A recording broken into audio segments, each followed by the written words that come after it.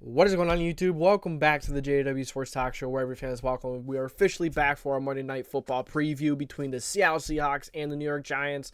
Two teams that are in kind of a bit of a different state right now. The Seahawks are fighting. They're playing hard. They're playing well. The Giants kind of had higher expectations, just really cannot meet those expectations. They have a lot more issues than I initially thought. Evan Neal not looking like it. The offensive line is not it. But Daniel Jones, he's still been doing what he could be. I mean, I think Daniel Jones is still a decent quarterback. But you know what? There's a lot more issues than just the quarterback. It's not really the quarterback. You have receivers having a hard time getting open. Cornerbacks aren't really covering well. There's a lot more going on than that. And then on the other side, you have Geno Smith. You have some very talented wide receivers going up against this very young and inexperienced New York Giants football secondary. So we'll see. We kind of got to get through this one. So those are the storylines. We'll get to the injuries first. So doubtful. Saquon Barkley is doubtful. Hopefully he can play. Obviously doubtful. Probably not. Whether he plays or not, I don't think that's going to make a big difference, as he can have room to run anyways. Although the Seahawks do have some pretty significant players out, especially one in the middle of that defense. So something worth noting. Out is Andrew Thomas. So this tackle situation has been very poor over the past couple of weeks, especially with Andrew Thomas out. Andrew Thomas, one of the best left tackles in the league, but Evan Neal on the other side, probably one of the worst right tackles in the league right now. He's playing horrible. The dude can't move. He can't block to save his life. And, on top of that, the interior is struggling. It's just not really too promising right now. So the Giants just going to have to take it week by week. Could be a long night, but as you see on the other side, the Seattle Seahawks have quite a few injuries themselves, which can definitely help and play in the Giants' favor. So doubtful, tackle Charles Cross, a very good tackle. Then you have Kobe Bryant, cornerback, who's also questionable. Now, obviously, the Seahawks still have Devon Witherspoon, Traquan on the outside, so they still have a very good cornerback room. Still hurts to see him go. I believe he was their slot guy. It's either him or Trey Brown or Trey Herndon. I don't remember which one they have. I believe it's Trey Brown. Yeah, as you see, Trey Brown out, Artie Burns out. So they really have some depth, but a lot of those depth pieces are not going to be in today, or they're doubtful. Probably not. But move on to the questionable. Draymond Jones, he is a rock in the middle of that defensive line. He has been incredible. So him being questionable, if he's out, that can definitely play to the Giants' advantage, whether Barkley plays or not, can make it a lot easier to run the football. And you got Will Dissly, a tight end. He's an all right tight end. Noah Fant, he's been playing pretty well. Evan Brown, Derek Hall. So they definitely have I believe Derek Hall is their center. So they definitely have quite a few injuries there as well. So it definitely helped the Giants out. But let's get into our storylines and keys, really, talking about each side a little bit. So first off, we're going to start with the New York Giants because I believe they are the home team. And yes, that they are. I had to look it up real quick. But yeah, the New York Giants are the home team. And the first thing is, this offensive line is bad. All around, everyone's struggling. John Michael Schmitz, he's struggling a little bit. Evan Neal is playing really bad, looking like he's not the answer at right tackle. And Andrew Thomas being out, that's definitely going to hurt. The Seahawks do have a few guys in that defense line that they can get some pressure.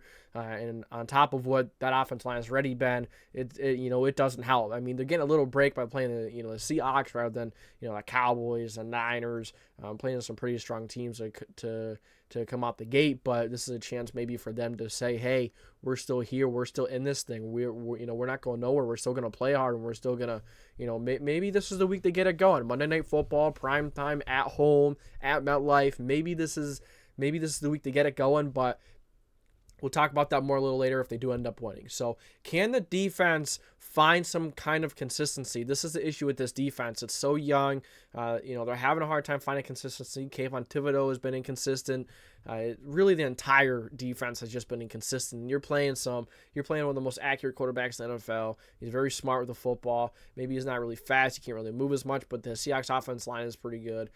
I mean, it's all right. It's not great, but it's been getting the job done. Pete Carroll does a great job, and then Geno Smith does a great job just getting the ball out quickly to DK Metcalf, Tyler Lockett, JSN. They have weapons all over that field, and that brings up to our next thing. That young secondary will struggle if they get no pressure. If the Giants can't get any pressure, they can't pressure Daniel Jones. If they can't pressure Seahawks, if they can't pressure Geno Smith, to maybe force some throws here and there, to make some, to throw some wobbly throws, some off-target throws to give that young secondary a chance to pick it off. This young secondary will struggle. And they're playing against some really good receivers, DK Metcalf, Tyler Lockett, one of the better duos in the league. DK is incredible. Tyler Lockett, he is still a very good receiver, very shifty. Definitely, Tyler Lockett is your worst nightmare as a rookie cornerback because of how shifty and how smart he is as a receiver, finding the soft spot in the zone. Tyler Lockett is just an incredible receiver, and it doesn't help when you have DK Metcalf on the other side along with JSN in the slot. It's tough. This Seahawks defense is pretty good. They have some good cornerbacks. And why am I talking about the Seahawks defense? The Giants, the Seahawks defense is good, but the Giants defense still very young. The secondary is still too young, and it's shown. They're very inconsistent. Although I will say, I was impressed with how hard they did play the 49ers as being one of the better teams in the NFL.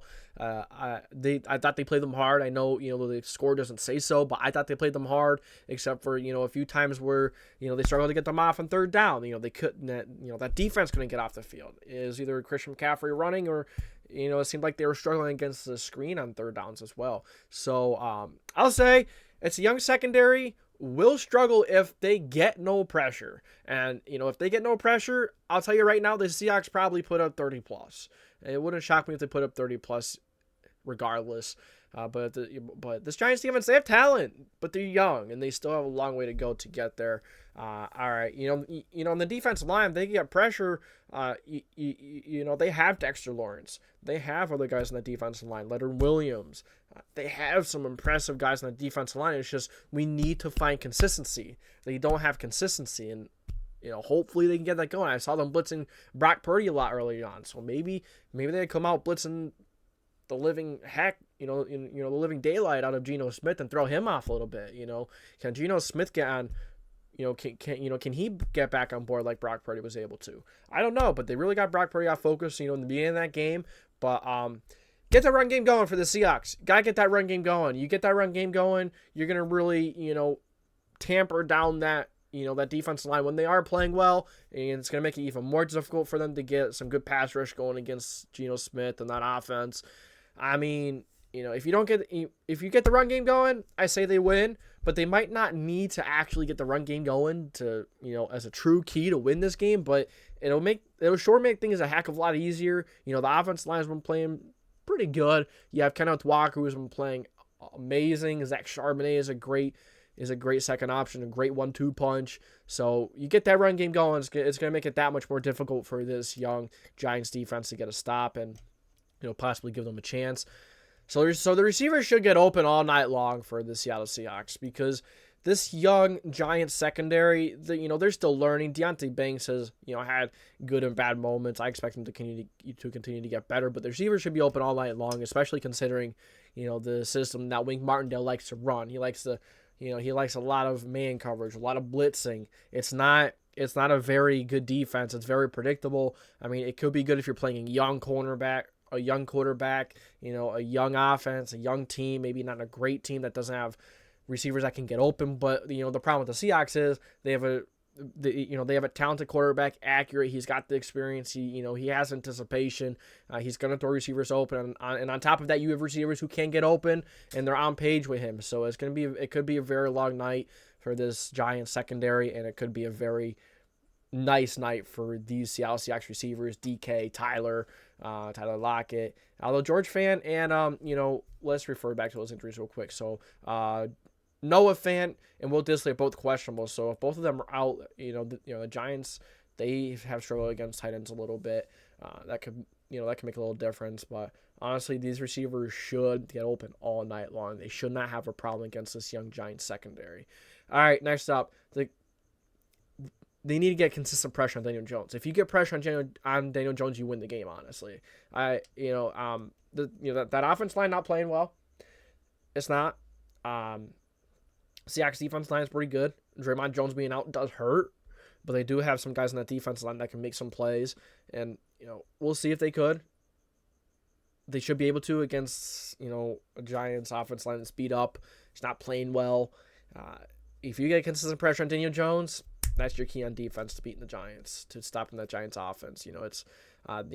without Saquon Barkley in there, puts a lot more pressure on Daniel Jones. Daniel Jones doesn't feel pressure, but there's only, the big moment doesn't doesn't scare him. But, there's only so much a quarterback can do when he, snaps the ball and looks up, and he's got 3-4 defenders right in the face as soon as he looks up, not able to scan that field to look, to do what he needs to do. It's just he has no time to do what he needs to do. So, but with all that being said, I do have the Seattle Seahawks winning here tonight, 28-20. Do the Giants score 20? I don't know. Can the Seahawks score more than 28? I absolutely believe so. It depends on, how they're going to respond to the blitzing, the man coverage, which they should be fine. They should have no issue. They have very good receivers. DK Metcalf, Tyler Lockett should be able to get open all night long. JSN, these receivers should not have any issues getting open, making big plays. And, when you play a lot of man coverage like the Giants, that's what you're going to get when you play some really good receivers, an experienced, accurate, talented quarterback. That's what's going to happen. And the Seahawks offensive line, or the Giants offensive line, has been horrible. Daniel Jones can't do anything. The receivers aren't getting open. It's been, we're still waiting for Darren Waller to get going. It's been a long season for the Giants so far, and I say that long season continues tonight versus the Seahawks. But I could see the Giants maybe getting it going here sometime in the season if they get that offense line figured out. But the offense line is so bad, I'm not sure if that's something that you could fix. And midway through the season, that might be one of those things. Is you kind of just got to deal with it. That offense line is just that bad, and you're not going to fix it. Evan Neal, horrible. He's not played good. I don't think he's the answer. This Giants football team is just not going to be enough. That man coverage is not going to be enough to beat Geno Smith. Now, maybe, if you blitz a lot, screw that offensive lineup, yeah, you could do that. But, you still have these very talented receivers going up against a very young and inexperienced secondary, which will show. It will show in this game.